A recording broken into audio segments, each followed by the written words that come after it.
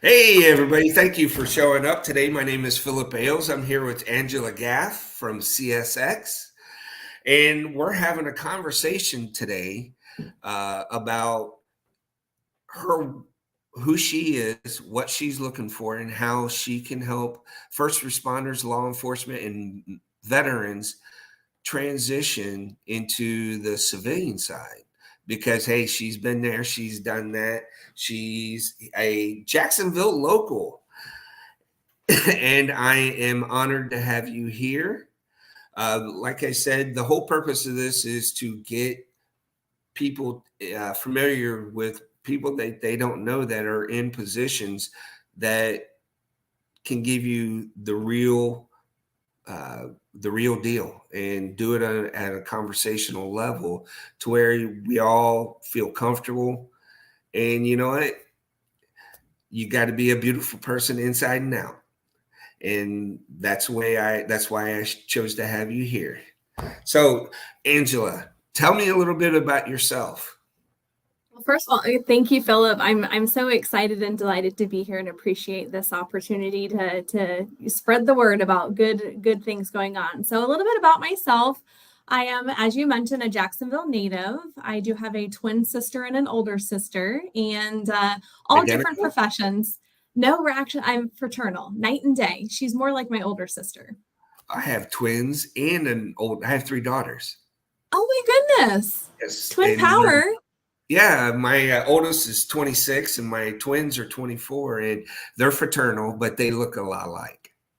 Oh, that's awesome. Well, at least they look a little bit alike. I grew up just thinking there was another girl in the household who was my age, and that was it. They like me.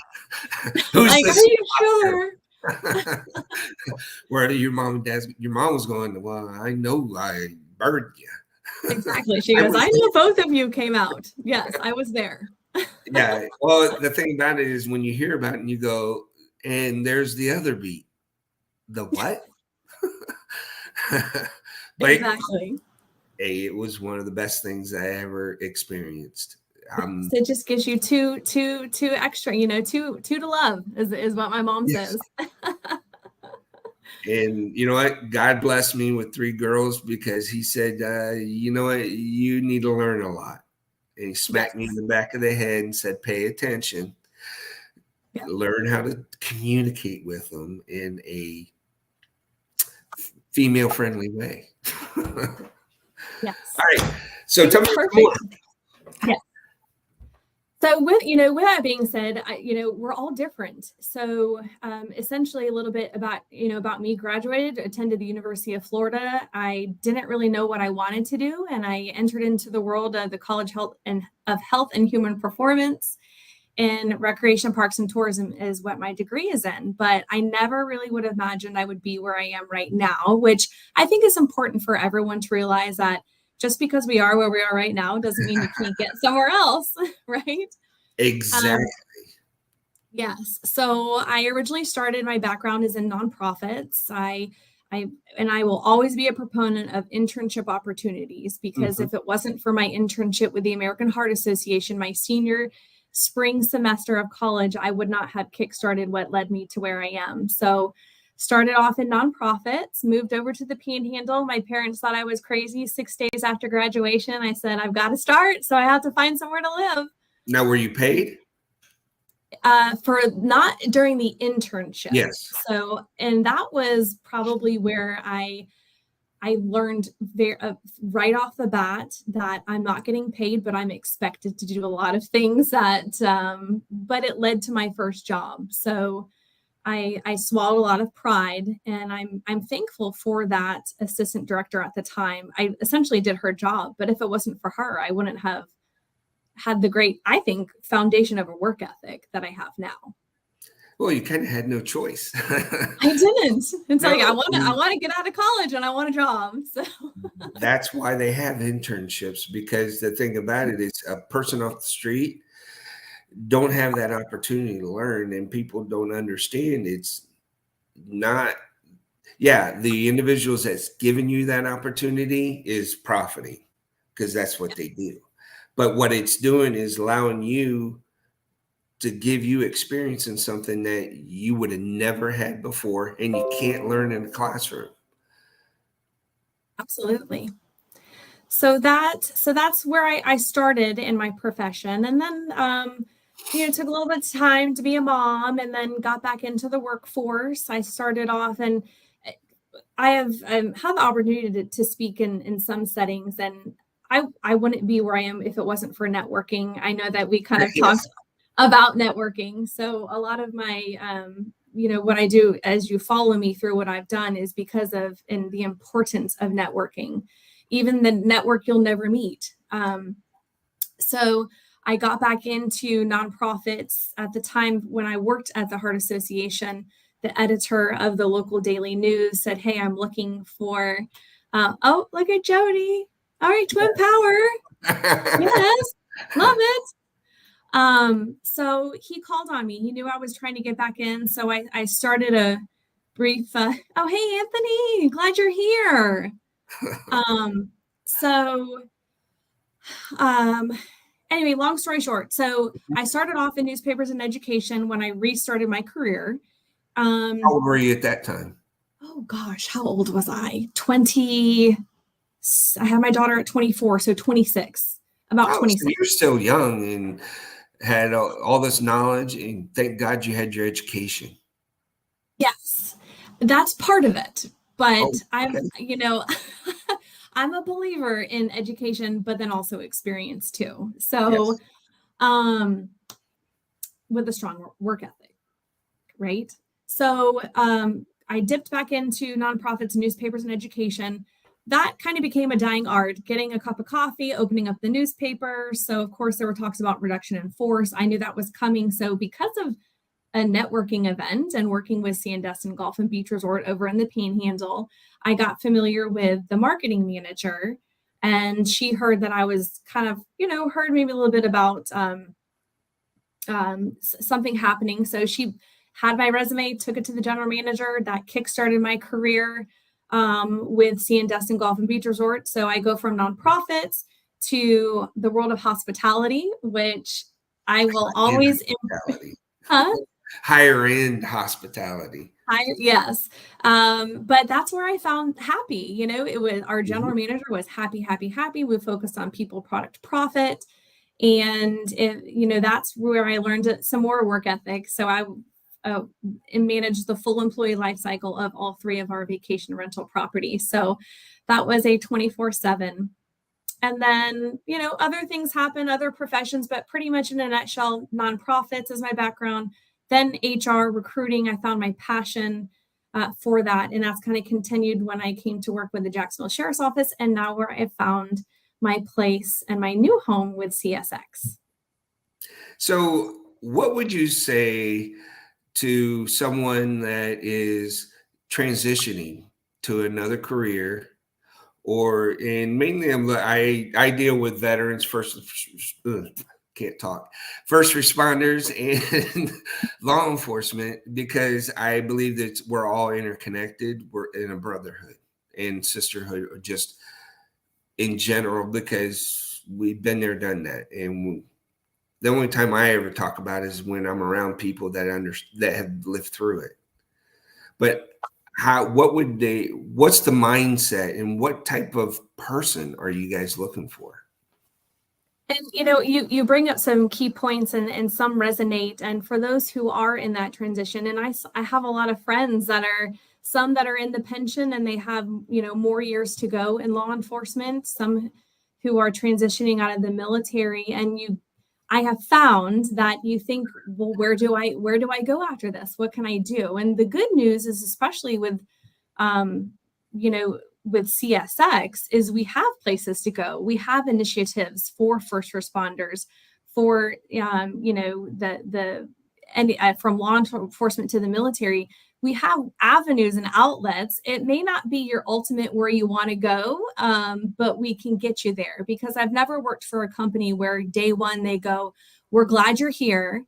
Where would you like to go next?" And these are the places that you can go. We're a company with over 20,000 employees, and we run 20,000 miles of track from the south of Florida all the way up into Canada. We acquired recently a rail up there. So what do you say? Your skill sets are valued, they can be utilized, but sometimes it's just getting to know who your advocates and liaisons can be within a company. And that's where I think you stick with the ground root of networking. And it's finding people like Philip, and it's finding people like me. And if it's not me that can help you, we have a military liaison here at CSX, and he is wonderful, and he is dedicated to helping not only veterans and transitioning spouses and family members, but also law enforcement as well. So you would think, oh, well, I'm retired law enforcement, I'm getting out, maybe I can go be special agent. Well, we hire for special agents. However,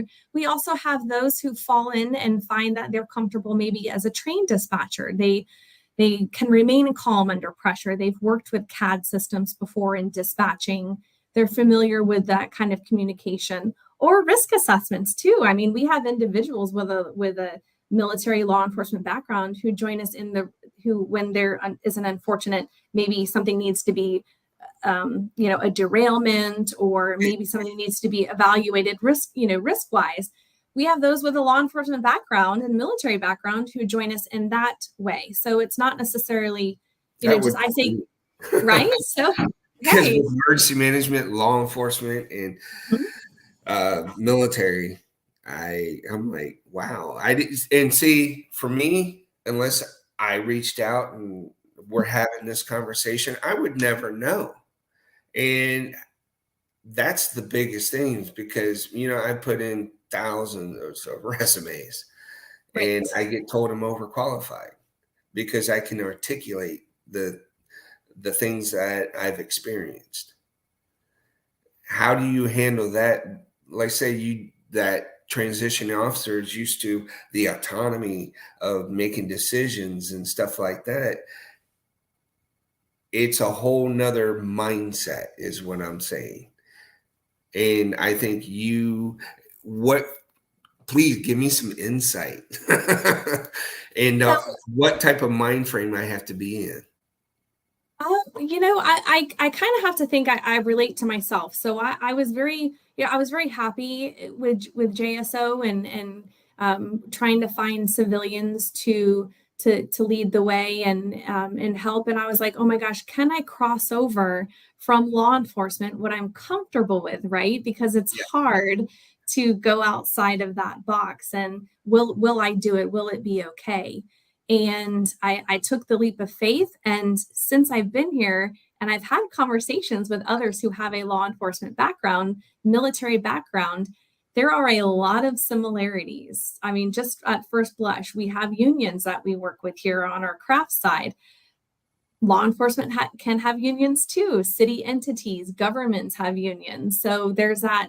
You find I say, once you get in, it's what you make of it, right? Mm-hmm. So if you can find those with a similar background, most of our office that I work with went to the same high school that I did. So it's like, oh my gosh. So that's the inside. It is, yes. Go to Mandarin High School. No, but I think there's several things, but I think just being, taking that leap of faith is a good first start, and knowing that, again, we would all like to come out making maybe the same amount of money that we were in our profession, but sometimes think of, if you can make it work and you can step into a role with a Fortune 500 company such as CSX, is you can get back to that point, but it may just be not the dream position right off the bat with transition. And that's what I believe was part of my problems, because I'm used to dealing with things on the international and federal level. And for me, it was hard to get down to the local level and see, well, like Jacksonville, I knew nobody here. And I fostered over the last 4 years. But how could somebody expedite the process, and what type of culture or would they be getting into? Well, the culture is the biggest reason of why I came over here. And it's nothing that the culture wasn't great where I came from, but that was one of the things that made me feel a little comfortable with the transition. So we have a really great CEO. He goes by Joe to everybody. He is he's a networker 101, and he believes in the people here at CSX. And it's very hard to find a leader, especially of a Fortune 500 company. I've had conversations about this all the time, of someone who invests in the employees. And that is a big goal. That and safety, obviously, as it should be. But we have a hashtag, it's 1CSX. If you follow me on LinkedIn, I have one hashtag 1CSX everywhere. But that is obviously has several reasons. But one of the big ones, Philip, is that for those who are out in the field, because we are over 20,000, we're not all here in Jacksonville. We're, as I mentioned, in every different, so many states and cities.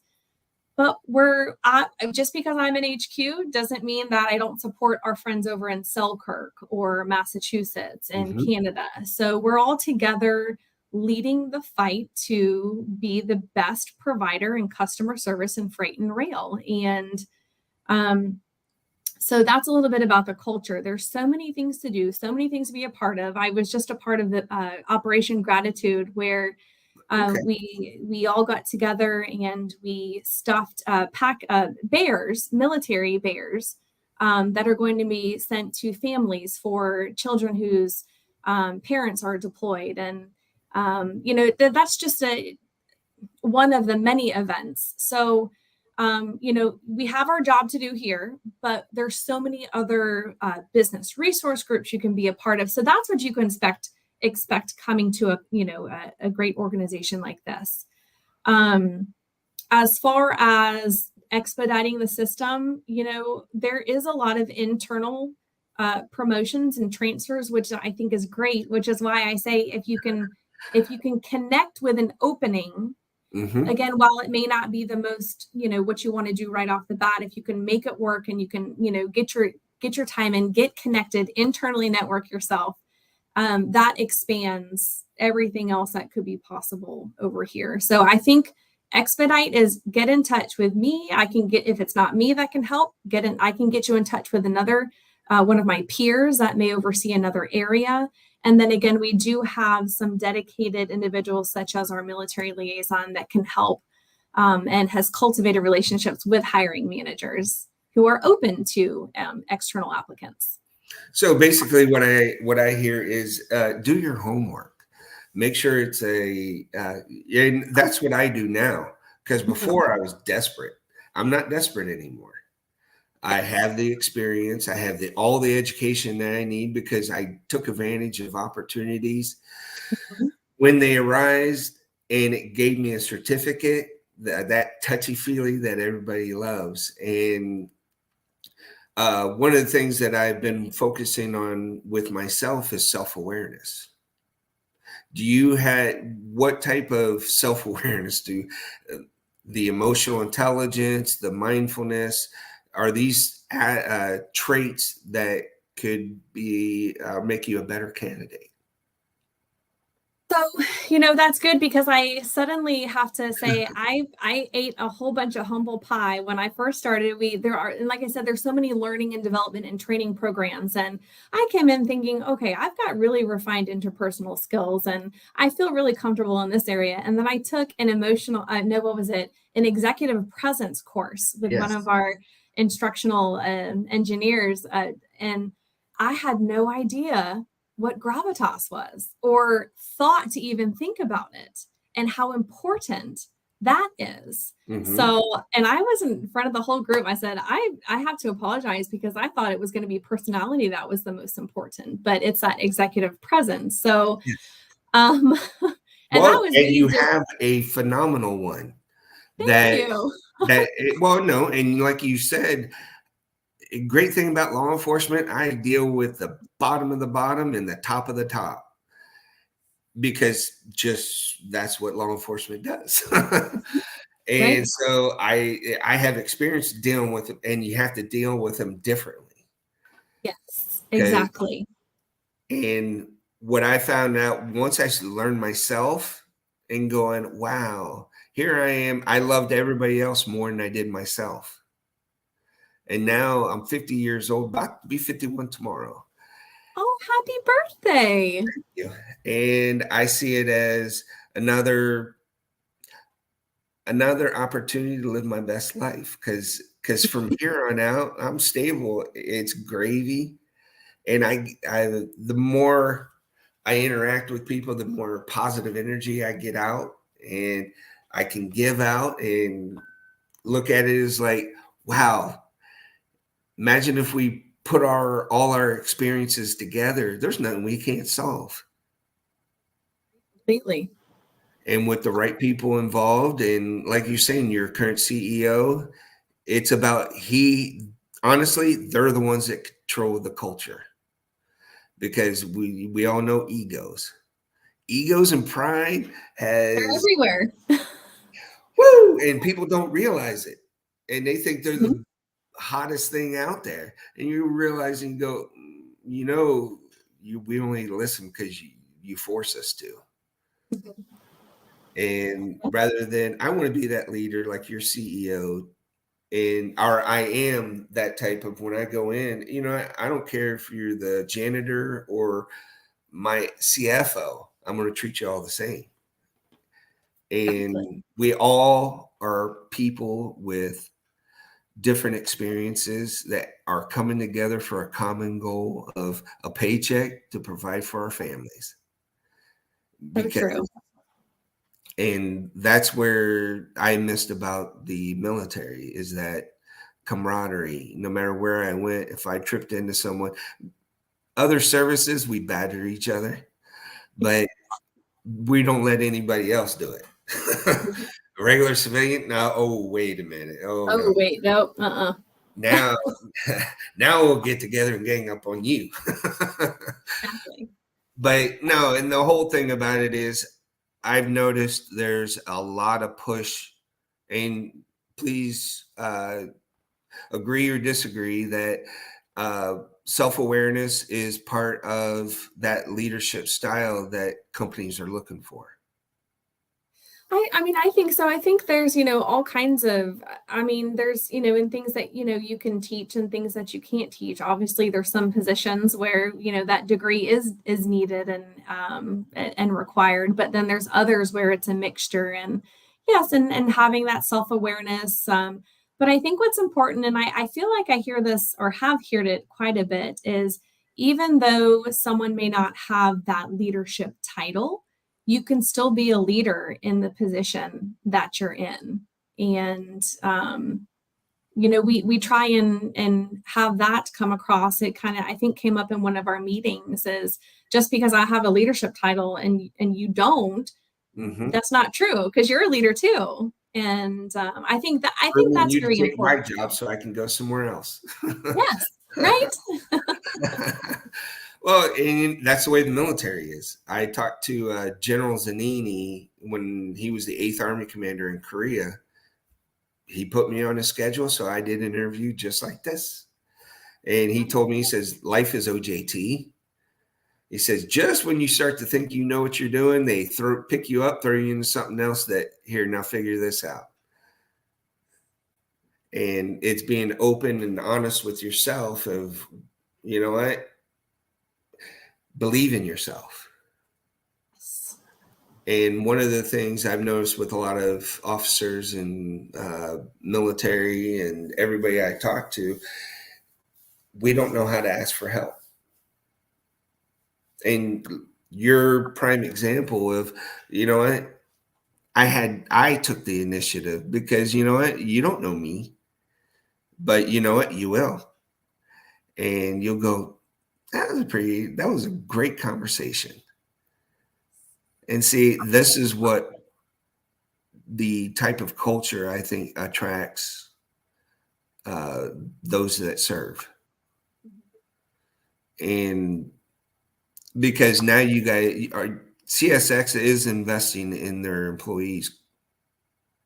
Oh, absolutely. So investing in many ways. I mean, through ways where there's even programs if someone wants to better their education, there are, you know, I don't know how they do it, but someone does a really good job with some partnerships to where they can, we have access to obtain different degrees and, that are either free or of low cost. So that's a way that CSX is investing in employees, and again, there's all types of trainings and different business resource groups that you can be a part of.